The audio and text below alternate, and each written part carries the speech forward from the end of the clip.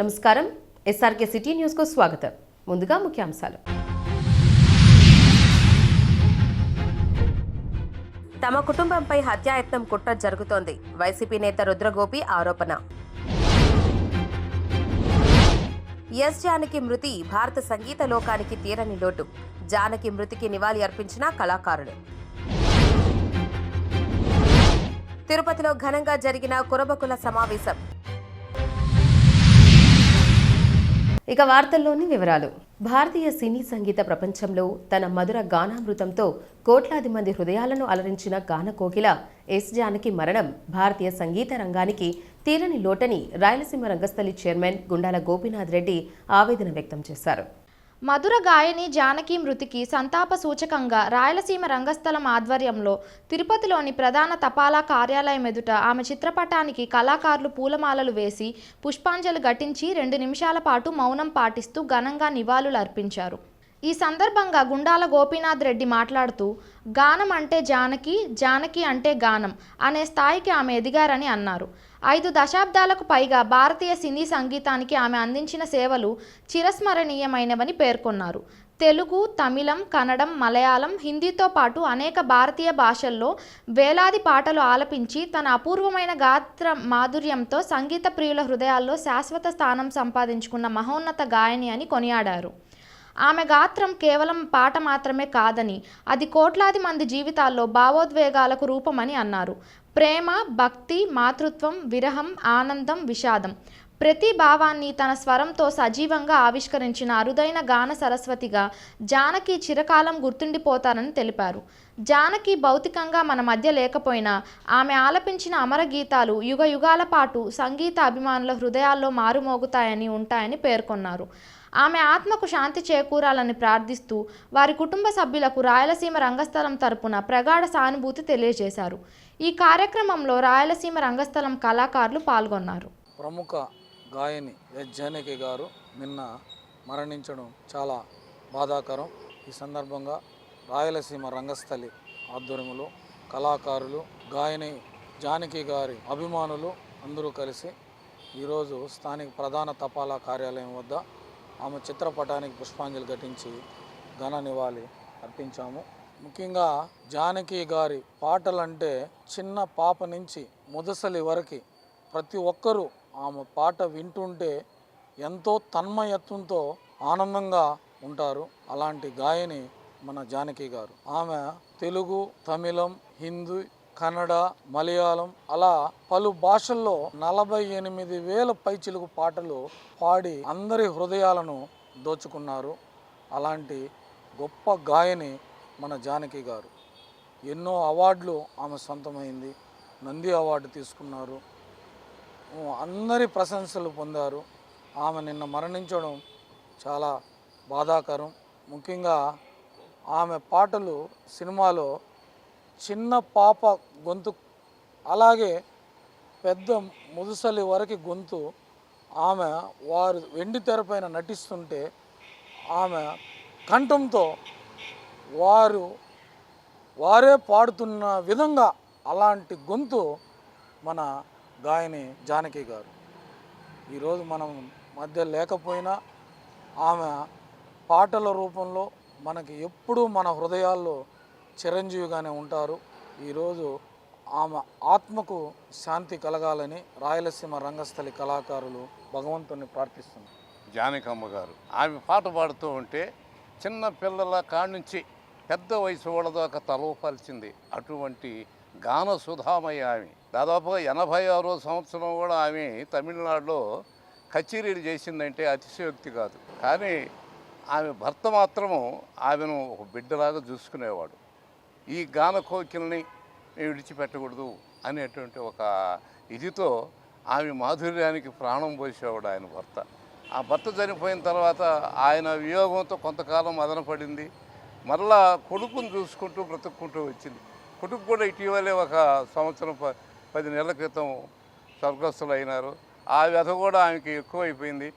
అందువల్లనే ఆమె ఈ 88 ఏళ్ళకే స్వర్గస్థురాలు అయింది. కానీ 100 ఏళ్ళు బ్రతకాల్సినటువంటి మహాగాయని ఆమె. భూమి నుంచి దివికేగినా కూడా ఆమె పాటలు ఎప్పుడు మనం వినిపిస్తూనే ఉంటాయి, మనం వింటూనే ఉంటాం.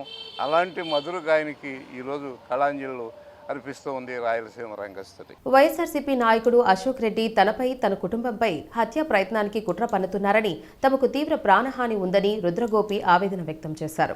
ఆదివారం తిరుపతి ప్రెస్ క్లబ్లో ఆయన తన కుటుంబ సభ్యులతో కలిసి మీడియా సమావేశం నిర్వహించారు. ఈ సందర్భంగా రుద్రగోపి మాట్లాడుతూ చంద్రగిరి నియోజకవర్గం పరిధిలోని మంగళం ప్రాంతానికి చెందిన వైఎస్ఆర్సీపీ నాయకుడు అశోక్ రెడ్డి తన ఫ్యామిలీని టార్గెట్ చేస్తూ హతమార్చాలని చూస్తున్నారని రుద్రగోపి కన్నీరు మున్నీరయ్యారు. తమకు తక్షణమే పోలీస్ రక్షణ కల్పించి ప్రాణాలు కాపాడాలని ఆయన కుటుంబ సమేతంగా మీడియా ముఖంగా ఉన్నతాధికారులను వేడుకున్నారు. నా పేరు రుద్రగోపి, నా భార్య శశికళ, నా కూతురు యామిని కళ్యాణి. మేము గతంలో మంగళంలో నివాసం ఉండేవాళ్ళం, వెంకటేశ్వర కాలనీలో. నేను గతంలో వైసీపీ పార్టీలో పనిచేసేవాడిని. అప్పుడు అక్కడే ఉన్న ఎర్రచందన స్మగ్లర్ అశోక్ రెడ్డి, అతనిది సప్తగిరి కాలనీ, నాది వెంకటేశ్వర కాలనీ, ఒకే పంచాయతీ. అతను ఎర్రచందనం అక్రమ కేసుల్లో అతను పట్టుబడితే నేనేదో పోలీసులు చెప్పి పట్టించాననేసి నా మీద అభియోగం చేసి రకరకాల ఇబ్బందులు పెట్టి నన్ను గతంలోనే చంపేదానికి ప్లాన్ చేశాడు 2016లో. నేను అప్పుడున్న ఎస్పీ గారికి అంబురాజ్ సార్ కూడా కంప్లైంట్ ఇవ్వడం జరిగింది. సరే, ఆ క్రమంలో పదే నన్ను ఇబ్బంది పెడుతూ కొంతమంది అతను గూండాల ద్వారా ఒకసారి దాడి చేయించిన కూడా అలిపిరి పోలీస్ స్టేషన్ కూడా కంప్లైంట్ ఇస్తే అతను బంధువైన సి సుబ్బారెడ్డి గారి ద్వారా అప్పుడు దాన్ని కేసు లేకుండా ఇబ్బంది రిజెక్ట్ చేసేశారు. ఆ తర్వాత నేను ఎందుకు ఇతనితో మనకు శత్రుత్వం అనేసి నేను టీడీపీ పోవడం జరిగింది. సరే, అప్పుడు ఉన్న కారణాల వల్ల అప్పుడు 2019లో వైసీపీ పార్టీ తెలుగుదేశం పార్టీ ఓడిపోయినాక అతను మా ఇంటికాడ జేసీపీలు తెచ్చి ఇట్లా కరెంటు పోలు, వాటర్ లైను, జేసీపీలు పెట్టి ఇట్లా కూల్చేయడం జరిగింది. మా కాంపౌండ్ ఒకే ఒక కానిస్టేబుల్ వచ్చాడు అప్పుడు ఆ రోజు మా ఇంటికాడికి. సరే, ఇది అయిపోయింది. అతను ప్రధాన అనుచరుడైన అద్దాల భాష, రే నా కొడక మగోడు అయితే రా. ఇతను ఎర్రచందన స్మగ్లరు అశోక్ రెడ్డి అయితే వసంత్ అశోక్ కుమార్ రెడ్డి అతను ఫేస్బుక్. రే నా కొడక, నేను గతం కాదురా, నువ్వు గుర్తు పెట్టుకోరా లంజా కొడక, నేను మగాడినిరా, నేను ఇక్కడే ఉన్నాను, ఆడింగ్ లాగా నువ్వు దాంకున్నావు, కొజ్జా నా కొడక, ఎక్కడున్నావు రా నా కొడక, నిన్ను చంపేస్తా. నేనైతే సోషల్ వర్క్ చాలామంది చేశాను. నేను అతను మరి ఎర్రచందనం ముసుగులో, కద్దర ముసుగులో ఇట్లా దొంగతనంగా ఎర్రచందనం అక్రమ కేసుల్లో పట్టుబడి నేను దొంగను కాదు. ఇతని మీద గతంలో కాళాశ్రీ పోలీస్ స్టేషన్లో ఈ పేపర్లలో అన్నింటిలో వచ్చినాయి. ఇప్పుడు మళ్ళీ కత్తులు ఎత్తుకొని, రాడ్లు ఎత్తుకొని మా ఇంటికాడ సీసీ కెమెరా రికార్డు కూడా ఉంది. పదే బెదిరించడం, చంపేస్తానడం. మొన్న 3 రోజులకు ముందు మంగళం భాషా టీంగిడి కాడ ఆయన ప్రధాన అనుచరుడు సోపాల భాస్కర్ రెడ్డి ఏముంది, మొన్నే పద్మావతిపురం కాడ ఇద్దరిని చంపేసినారు, మా అశోక్ అనుకుంటే ఈడు పెద్ద ఓవర్ యాక్షన్ చేస్తున్నాడు, ఒక 20 లక్షల మంది కాదనుకుంటే నా కొడుకు నేస్తారు, చంపేస్తాం, ఏమవుతుంది. నాకేంద్ర అంటే నేను సోషల్ వర్కులు చేస్తుంటేనే కానీ, ఏదన్నా ఇష్యూ మీద కానీ, ప్రజా సమస్యల పైన పోరాటం చేసింటే కానీ వ్యక్తిగతంగా ఈ రోజు కూడా నాకు అవసరం లేదు. నాకు 2 బిడ్డలు, పాపకు పెళ్లి చేసిన, అమ్మాయి అనస్థీసియా, ఈ అమ్మాయి 4th ఇయర్ బీటెక్ గుంటూరులో చదువుతుంది సెయింట్ మేరీలో, నేను నా భార్య. మేము ఈ రోజు ఇక్కడ మంగళంలో కాపురం లేము, పార్టీ యాక్టివిటీలు దీంట్లో పనిచేస్తున్నాను. కానీ అతనికి భయపడి ఈ రోజు ఇక్కడ వెంకటేశ్వర కాలనీలో నా ఇల్లు 44 లక్షలకు సంతకాలు పెట్టించుకున్నారు భయపెట్టి. ఫస్ట్ వాటర్ లైన్ కట్ చేశారు, మళ్ళా వాటర్ లైన్ కట్ చేసి మాకు బోర్ ఉండదనేసి బోర్లో నుంచి వాటర్ వేసుకుంటాడు, కరెంటు పోలు కుద్దేశారు, కాంపౌండ్ వాళ్ళు కొట్టేశారు. నా భార్య మాట్లాడుతుంది, 2 బిడ్డలు దొడుకొని తిరగని అధికారుల దగ్గరికి లేదు, తిరగని రాజకీయ నాయకుల దగ్గరికి లేదు. ఈరోజు అమ్మాయికి బీపీ ఉంది, షుగర్ ఉంది, షుగర్ 340 ఉంది, బీపీ 130, 140 ఉంది. 3 రోజులు అయింది భోంచేసి. ఆ ఫోన్లు వేరే వాళ్ళు చేసి, అన్నా ఎందుకు నా జాగ్రత్త, ఇట్లా అనుకుంటాడన్నా, చంపేస్తారంట, నీకెందుకు నా కార్యక్రమాలు చేస్తావు, నువ్వు అందరిని పిలుస్తావు, నీకెందుకు ఈ రాజకీయాల్లో నువ్వేమైనా సంపాదించుకున్నావా, అది కూడా లేదు, వాడితో ఎందుకు, వాడు కోట్లు సంపాదించినాడు. 2013 వరకు కొండపైన ట్యాక్సీ డ్రైవర్ అతను. ఇన్ని 100 కోట్లు యాడ్ నుంచి వచ్చినాయో తెలియదు. ఈరోజు మంగళంలో 100 కోట్లు ఆస్తుంటుంది. మంగళం ఉమ్మడి చెట్టిపల్లి పంచాయతీలో దాదాపు 40,000 మంది జనాభా ఉన్నారు. ఎవరికి ఇక్కడ అండర్గ్రౌండ్ లేదు. దాదాపు 200 అంకణాల అండర్గ్రౌండ్ ఉంది ఈ ఎర్రచందనం పేర్చేదానికి. అతను ఇవన్నీ కూడా గతంలో నేను ప్రశ్నించానని నా మీద ఈ మారు చేయడం. తిరుపతి స్విమ్స్ ఆసుపత్రిలో గత 3 దశాబ్దాలకు పైగా సేవలు చేస్తున్న ఉద్యోగులను పక్కన పెట్టి భారీ జాబ్ నోటిఫికేషన్ విడుదల చేయనున్నట్లు వచ్చిన సమాచారం బాధాకరమని, కోవిడ్-19 ఫ్రంట్ లైన్ వారియర్గా తమ ప్రాణాలను తెగించి స్విమ్స్ హాస్పిటల్లో సేవలు చేసిన తమకు అన్యాయం చేయడం సబబు కాదని టీటీడీ చైర్మన్, పాలక మండలి సభ్యులను తిరుపతి ప్రెస్ క్లబ్ మీడియా ముందు స్విమ్స్ సీనియర్ ఎంప్లాయీస్ వేడుకున్నారు. స్విమ్స్లో జరుగుతున్నటువంటి అన్యాయం పైన వాళ్ళు గత 48 విభాగాల్లోనూ 33 సంవత్సరాలుగా వాళ్ళ సేవలు అందించారు. కానీ ఇప్పుడు సిమ్స్లో ఉన్నటువంటి అధికారులు మరలా ఒక నోటిఫికేషన్ రిలీజ్ చేసి సీనియారిటీ కలిగి వాళ్ళు 10 నుంచి 33 సంవత్సరాలు వయసు సర్వీస్ చేశారు. కానీ వీళ్ళనంతా కూడా తొలగించి మళ్ళీ కొత్త నోటిఫికేషన్ ఇచ్చి కొత్త వారిని అపాయింట్ చేసుకోవడానికి సిమ్స్ అధికారులు ప్రయత్నిస్తున్నారు. దీనిపైన ఈరోజు స్పందిస్తూ వీళ్ళు గతంలో ఎన్నో వ్యయ ప్రయాసాలకు వెచ్చించి ఎన్నో కష్ట నష్టాలను కూడా కోవిడ్ పీరియడ్లో కూడా వీళ్ళ సేవలను ఎనలేనివిగా అందించి మన ప్రజలకు అందరికీ కూడా ఆరోగ్యాలను కాపాడారు. అలాంటి సర్వీస్ చేసినటువంటి వ్యక్తులంతా కూడా ఈరోజు వాళ్ళ సర్వీస్ను గుర్తించకుండా వాళ్ళని తొలగిస్తూ కొత్తగా నోటిఫికేషన్ ఇచ్చి కొత్త వ్యక్తులను తీసుకోవడంతో దానిపైన వీళ్ళంతా కూడా వాళ్ళ ఆవేదన వ్యక్తం చేసుకుంటున్నారు. కాబట్టి గౌరవనీయులైనటువంటి మన ముఖ్యమంత్రి వాళ్ళు సీఎం చంద్రబాబు నాయుడు గారు, డిప్యూటీ సీఎం గారు, అదేవిధంగా పై స్థాయి నుంచి కింది స్థాయి అధికారుల వరకు అందరికీ కూడా రిజిస్టర్ పోస్ట్ పంపించడం కానీ వీళ్ళకి జరిగినటువంటి అన్యాయాలన్నీ కూడా వాళ్ళ దృష్టికి తీసుకెళ్లడం జరిగింది. అదేవిధంగా టీటీడీ చైర్మన్ కావచ్చు, అదేవిధంగా ఇప్పుడున్నటువంటి ఈఓ జేఈఓ గారు, అదే సిమ్స్ డైరెక్టర్లు అందరినీ కూడా ఎన్నోసార్లు వీళ్ళు విన్నవించుకున్నారు. వీళ్ళ బాధలు ఎన్నోసార్లు చెప్పుకున్నారు. కానీ వీళ్ళ బాధల్ని విన్నారే తప్ప వీళ్ళకి న్యాయం చేయలేదు. కాబట్టి ఈరోజు నేను BC OBC employees welfare association తరఫున వీళ్ళకి మద్దతు ఇస్తూ వీళ్ళకి న్యాయం జరిగేంత వరకు మేము పోరాటం చేస్తూ వీళ్ళకి న్యాయం జరగాలని ఈ మన మీడియా సోదరుల ద్వారా, అదేవిధంగా మన ఉన్నత అధికారులైనటువంటి మరి ఒక్కసారి సీఎం గారిని, అలాగే డిప్యూటీ సీఎం గారికి కూడా మేము గతంలో వీళ్ళు టీటీడీకి సంబంధించినటువంటి సంస్థ కాబట్టి టీటీడీ ఈవోను కలిశారు. ఆయన దృష్టికి కూడా తీసుకెళ్ళున్నారు.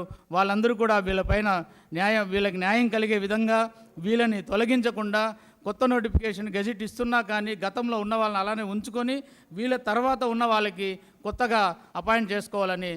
తక్కువ జీతాలతోనే పనిచేస్తున్నాం. కనీసం రుయాలు ఇచ్చేటటువంటి శాలరీలు కూడా లేదు. ఇదే విషయాన్ని మేము సీఎం దృష్టికి 3 సార్లు తీసుకెళ్ళాము, డిప్యూటీ సీఎం గారికి, అలాగే పీజీఆర్ఎస్లు అన్నిటికీ ఇచ్చాము, అలాగే రిజిస్టర్ పోస్ట్ ద్వారా ఉన్నటువంటి అడ్మినిస్ట్రేషన్స్ అందరికీ ఇచ్చాము, స్వయంగా కలిసాము, ఎండోమెంట్ మినిస్టర్ని, ఎండోమెంట్ ప్రిన్సిపల్ సెక్రటరీని, ఇలా అందరినీ కలిసాము. అందరితో పాటుగా ఈరోజు మీ ముందుకి మొట్టమొదటిసారిగా ప్రెస్ క్లబ్లోకి వచ్చి బీసీఓసి ఓబీసీ వెల్ఫేర్ అసోసియేషన్ అధ్యక్షుడికి విన్నవిస్తూ అలాగే ఆయన ఆధ్వర్యంలో మా యొక్క విన్నపం అనేది తెలియజేస్తున్నాము.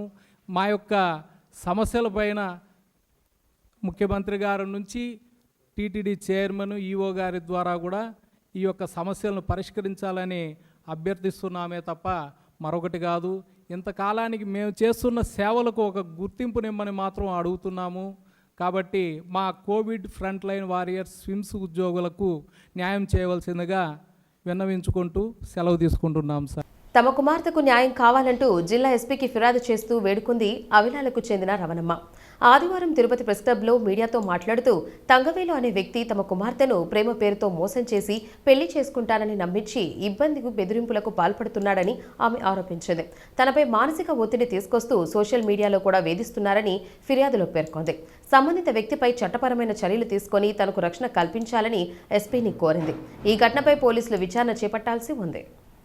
నమ్మేసి మొత్తం అంతా ఇచ్చేసిన తర్వాత అబ్బాయి మానసికంగా ఆ అమ్మాయిని చాలా వరకు టార్చర్ పెట్టాడు. వాళ్ళ ఇంటికి కూడా తీసుకెళ్ళాడు పెళ్లి చేసుకుంటామని. అమ్మాయి నమ్మింది. టార్చర్ పెట్టిన వల్ల అమ్మాయి ఏం చేయాలో తెలియక, ఎవరికి చెప్పాలో తెలియక మాకు మదర్కి చెప్పింది ఆ అబ్బాయి పెళ్లి చేసుకుంటాడని. సో ఈ అమ్మాయి ఫుల్గా నమ్మిన తర్వాత ఈ వాణి వీళ్ళందరూ మునియ్య దిలీప్ అనే వ్యక్తితోటి కనెక్షన్లో ఇంట్లోనే అమ్మాయి ఉన్న తర్వాత అమ్మాయిని అందరూ కలిపి చంపేశారు. ఇప్పుడు ఆ అమ్మాయి చనిపోయి మే నెలలో 20వ తారీఖున చనిపోయింది. కానీ మేము లేము ఆ టయానికి. ఇక్కడ మేము వచ్చేటప్పుడు 2 డేస్ పట్టింది. ఈ లోపలనే ఆ అమ్మాయికి హాస్పిటల్ తీసుకెళ్ళి ఉరిపోసుకుందని చెప్పి రిపోర్ట్ తీసిచ్చేశారు.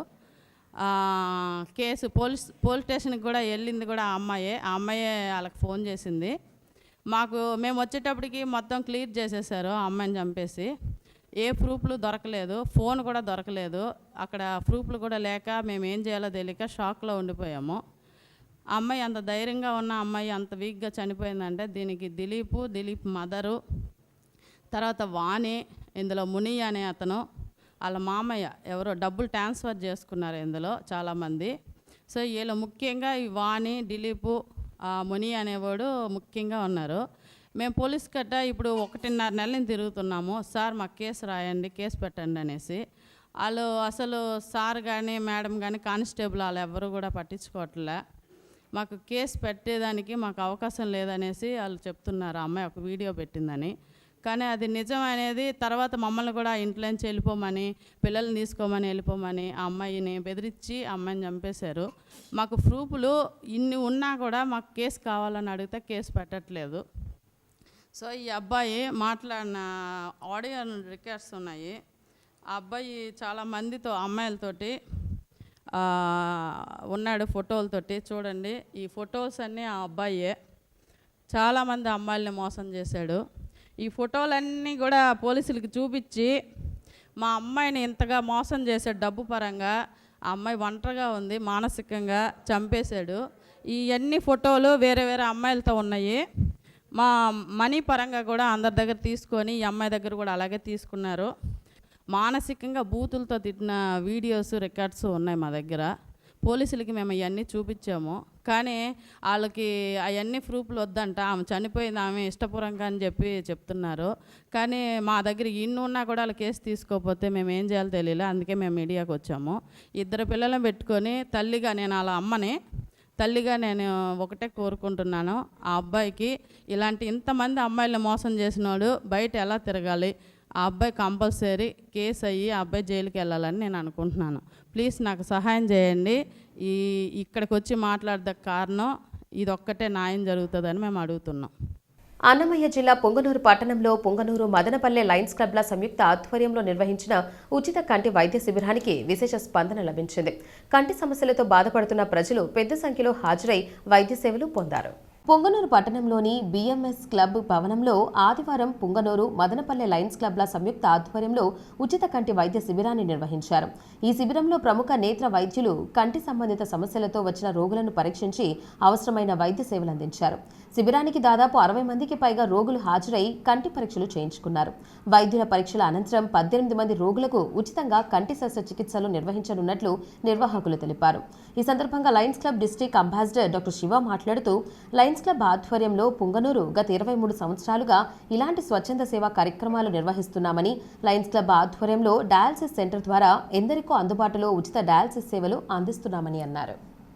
పట్టణ ప్రజలకు మరియు పరిసరాలందరికీ కూడా నమస్కారాలు తెలియజేస్తున్నాను.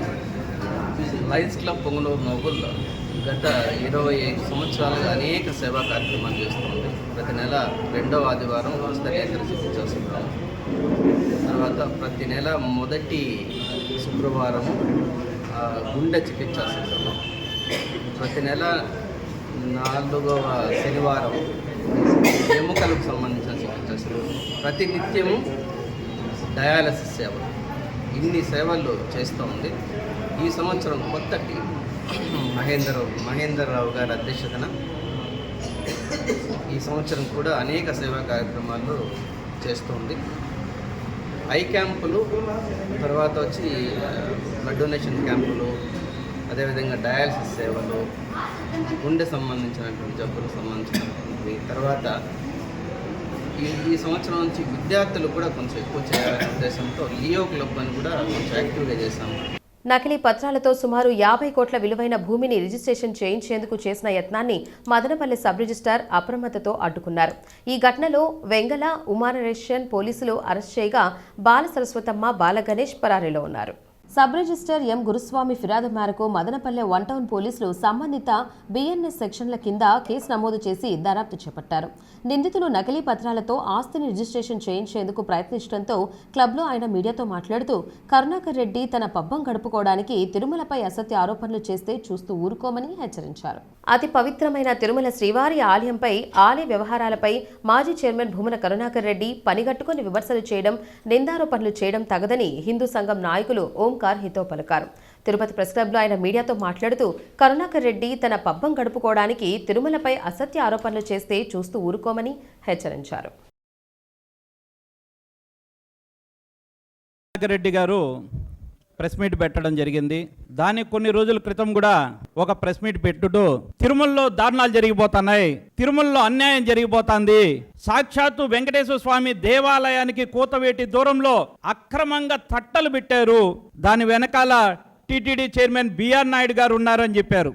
అది నిషేధిత ప్రాంతం అని ఒక అబద్ధపు ప్రచారం కూడా చేయడం జరిగింది. తిరుమలకి మనం అందరం కూడా వెళ్తాం. అక్కడ బేడి ఆంజనేయ స్వామి దేవాలయం వెనకాల షాపులు ఉన్నాయి, మినీ షాపింగ్ కాంప్లెక్స్లో అక్కడ షాప్స్ ఉన్నాయి. అదేవిధంగా ఆస్థాన మండపానికి దక్షిణము ఉత్తరం వైపు కూడా షాప్స్ ఉన్నాయి. మరి నిషేధిత ప్రాంతం అయితే అవన్నీ కూడా ఉండకూడదు కదా. మరి అవన్నీ చెప్పినారు, బాగానే ఉంది. ఇవన్నీ చూసి ఎట్టున్నాయంటే కరుణాకర్ రెడ్డి గారి మాటలు ఎలా ఉన్నాయంటే దెయ్యాలు వేదాలు వల్లిచ్చినట్టుంది. ఒక రాక్షసుడు రామనామం చెప్పిస్తే ఎలా ఉంటుందో అలా ఉంది. ఒక అన్నారుడు ధర్మం గురించి మాట్లాడితే ఎలా ఉంటుందో అలా మాట్లాడారు. అంతా బాగుంది కదా. ఈరోజు కరుణాకర్ రెడ్డి గారిని మేము ఒకటి అడుగుతాను. అదే వెంకటేశ్వర స్వామి దేవాలయానికి 800 మీటర్ల దూరంలో మీ మీడియా వాళ్ళు కొండ మీద చేస్తున్నటువంటి దారుణాలు చూడండి. ఈ అక్రమ దుకాణాలు ఎవరి వండిది? ఏ మీడియా వాళ్ళు వండివి? భూమన కరుణాకర్ రెడ్డి గారు స్వయంగా పెట్టించినటువంటి అక్రమైనటువంటి దుకాణాలు. మరి ఆ రోజు దేవాలయం ముందర ఉన్నటువంటి అక్రమైనటువంటి దుకాణం అని చెప్పి అధికారులను బెదిరించి ఒకే ఒక రోజు వ్యవధిలో మీరు ఆ దుకాణాలని తొలగింపు చేసినారు. మరి మేము ఈరోజు టీటీడీ రెవెన్యూ అధికారులకి సవాల్ విసురుతున్నాం. ఈ అక్రమైన దుకాణాలని 24 గంటలు మీరు తొలగిస్తారా? ఇది సాక్షి మీడియా వాళ్ళకి చెందినటువంటి దుకాణాలు ఇవి. ఈ దుకాణాలను తొలగించే ధైర్యం, దమ్ము టీటీడీ రెవెన్యూ అధికారులు వారికి ఉందా? అదేవిధంగా తిరుమల బాలాజీ నగర్లో చూసినట్లయితే, బాలాజీ నగర్లో ఎవరుంటారండి? నివాస ప్రాంతం. అది నివాసితుల కోసం ఇచ్చినటువంటి ఇల్లుల్ని అక్కడ హోటల్ పెట్టేసినారు. ఇది కూడా ఎవరిది?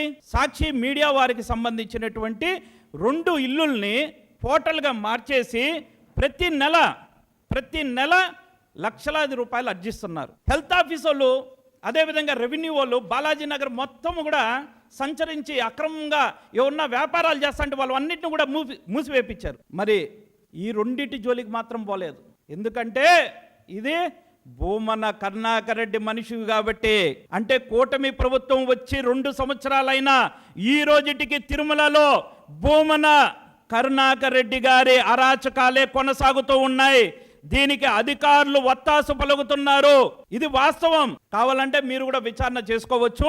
తిరుమలలో హెల్త్ ఆఫీస్ వాళ్ళు వ్యాపారాలు చేసే, బాలాజీ నగర్లో వ్యాపారాలు చేసే అన్ని షాపుల్ని మూపిచ్చేసినారు, చర్యలు తీసుకున్నారు.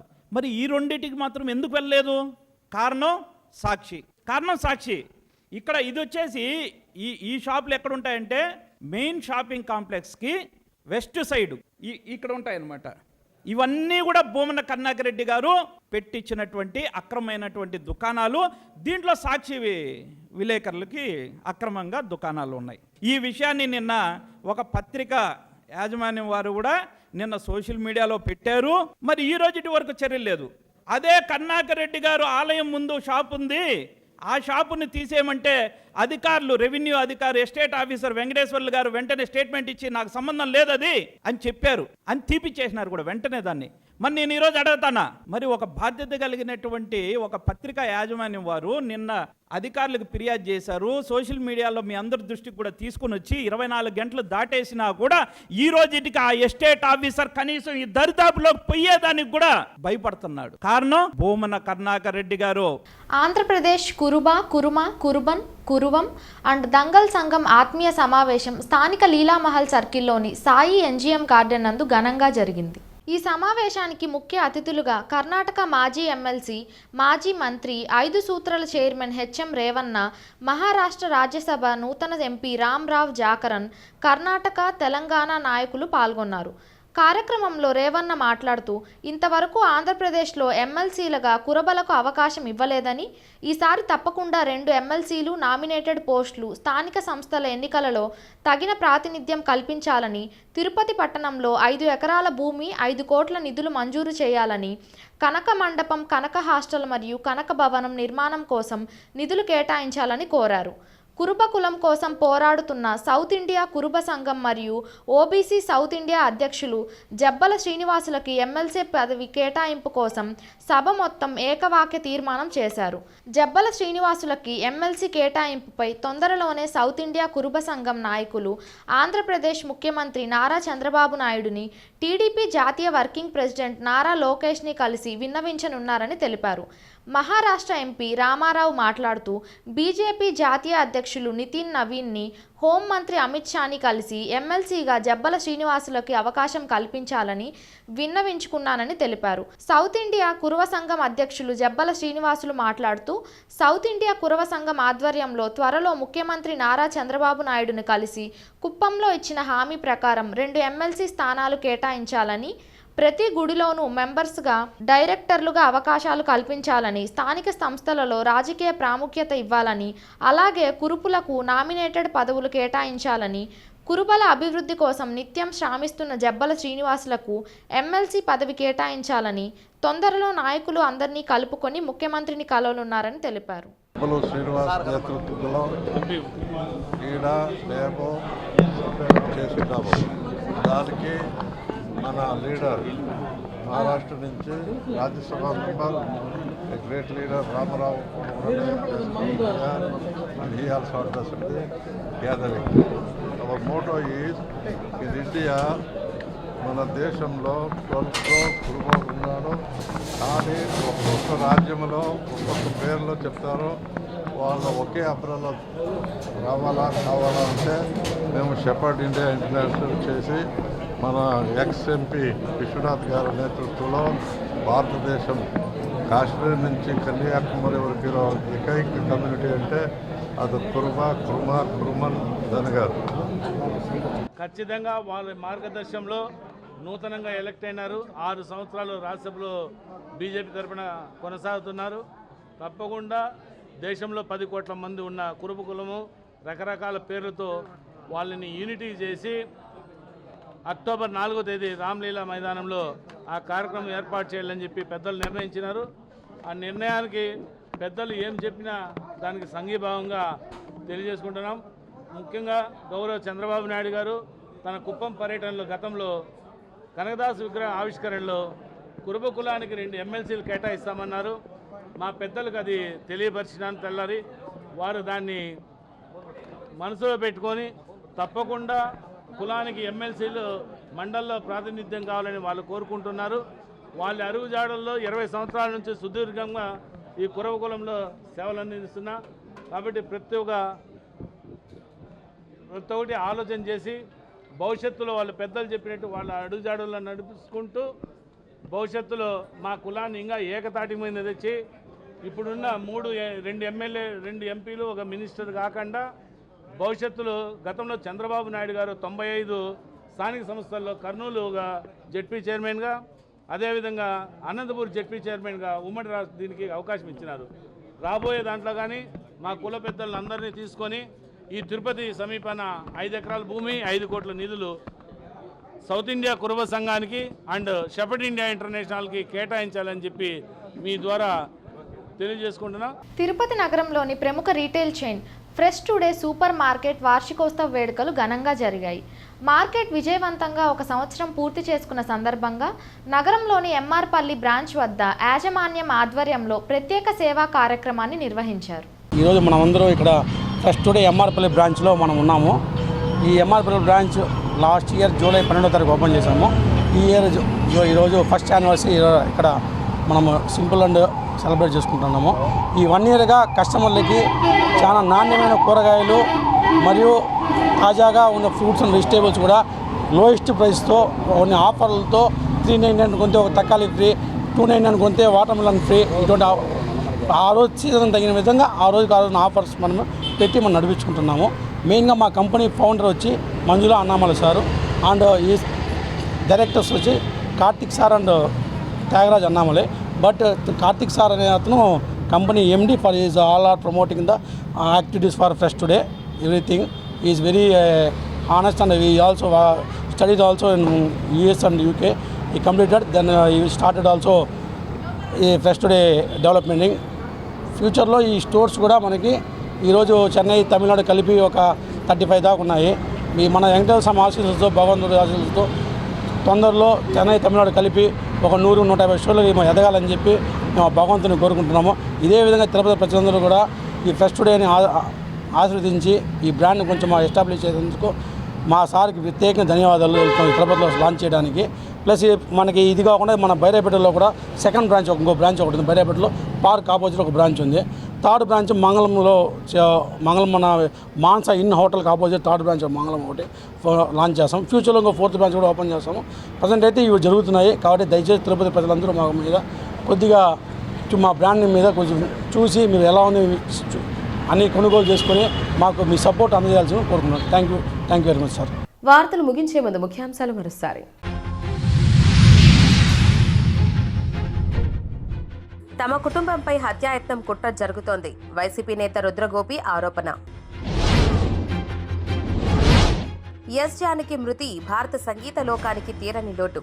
జానకి మృతికి నివాళి అర్పించిన కళాకారులు. తిరుపతిలో ఘనంగా జరిగిన కురబకుల సమావేశం. ఈ వార్తలు ఇంతటితో సమాప్తం. నమస్కారం.